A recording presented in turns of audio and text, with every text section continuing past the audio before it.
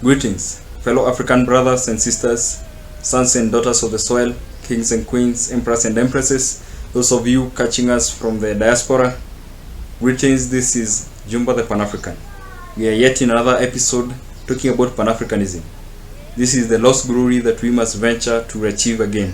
This is the dream of our forefathers like Thomas Sankara, Patrice Lumumba, Kwame Nkrumah, Steve Biko, Nelson Mandela, the fighters of Mau Mau, those who fought for our independence, those whose blood nourishes the tree of freedom. Yes, before we decide whether the Pan-African movement is capitalist or socialist, before you use the white man's measure to define this system, we have to agree that it is African. Yes, that's the starting point. But Pan-Africanism is African. It is the only system that we can say it is for Africans, from Africa, and by Africans. It is Africa for the native African. No, not in a xenophobic way, but in acknowledging that Africa is our homeland, and we reserve the right to be on it, to own it, and to control it. For far so long we have lived under the system set up by the enemy, set up by the outsider. The outsider has been running our affairs, and so far so bad. The system has bred greed, it has bred corruption, it has bred individualism. We can no longer recognize ourselves as Africans, but we recognize ourselves as individuals, as families, as dynasties. We recognize ourselves as the rich and the poor, yet we are all Africans. It has bred greed, it has bred individualism, and it has further separated us instead of bringing us together. Let's face it, unless we unitedly create our own systems, from us, for us, and by us, then we can as well be under the chains of colonialization. We are under the yoke of Neo-Colonialism, which our great forefather Kwame Nkrumah foresaw when he asked for the formation of one state under the African Union with one currency and one army.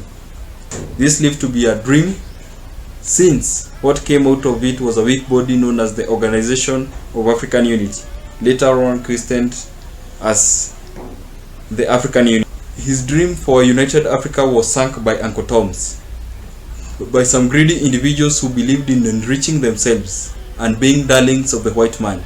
They ran governments as offshore territories of the white man. They ran these governments as puppets of the white man.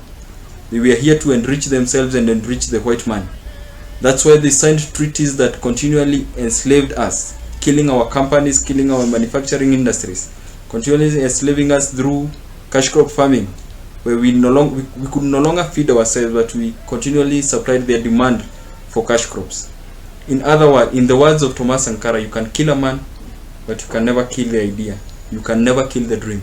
So the African dream is yet to be achieved, but yes, we will achieve it.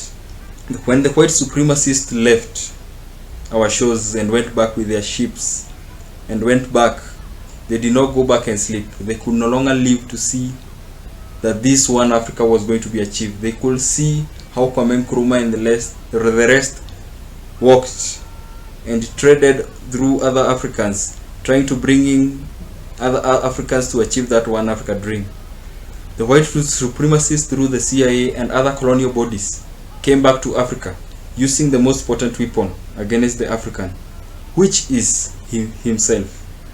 No sooner had Africa finished celebrating independence than they colluded with the greedy government officials to kill the one Africa dream. This began with a series of assassinations, coups, and guerrilla warfare's dream. This was an attack against Pan-Africanism. It was an attack against everybody who proclaimed African supremacy and African sovereignty. Visionaries like Patrice Lumumba, Kwame Nkrumah, Thomas Sankara, Robert Sobukwe, Steve Biko, Samora Machel, and the like of Badhani Boganda and Chris Hani were hunted down and assassinated.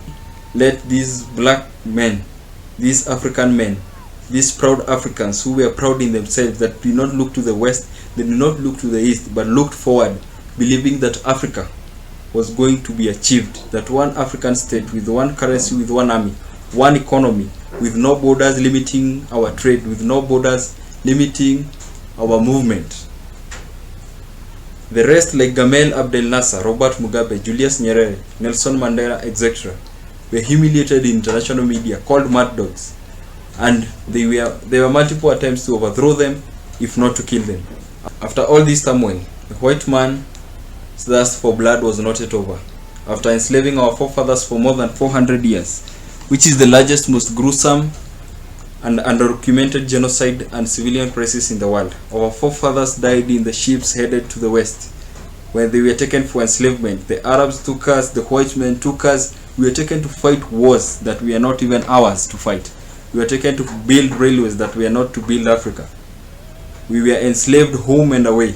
We were misused, and our forefathers and our great grandmothers were taken through the worst of torture by this white man, but he was not yet done.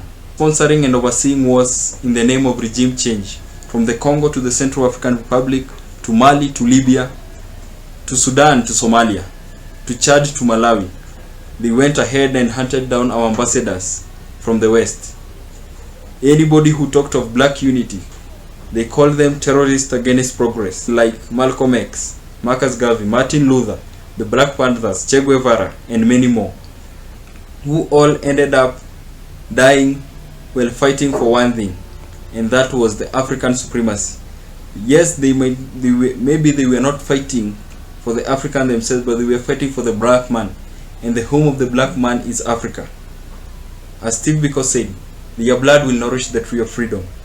We are not free until we are free from all forms of colonization. That they may it be economic, may it be social. Until we are free, until we can run our own systems, until we can have our own integrated systems that are African, that will only benefit the African. Well, when we can trade within ourselves, when we can come together, and the Congo can send its minerals to other African countries, and Kenya can send its cash crop to other African countries, and the cocoa that is produced in Ghana can be processed in Africa, until the gold that is in South Africa can be auctioned only in Africa, until the tea leaves that are brought in Africa are not longer is produced in Kenya, is auctioned in Dubai. We can't count ourselves as free until when our African products are processed, manufactured, and sold from Africa. That is when we can say we are socially and economically stable. Until our African brothers in South Africa are given land, where it is so unfortunate that in South Africa you find the 80%, the largest part of the population, do not have land, when the 20% control more than 80% of the land. Until we are free, that's when we'll say we are free.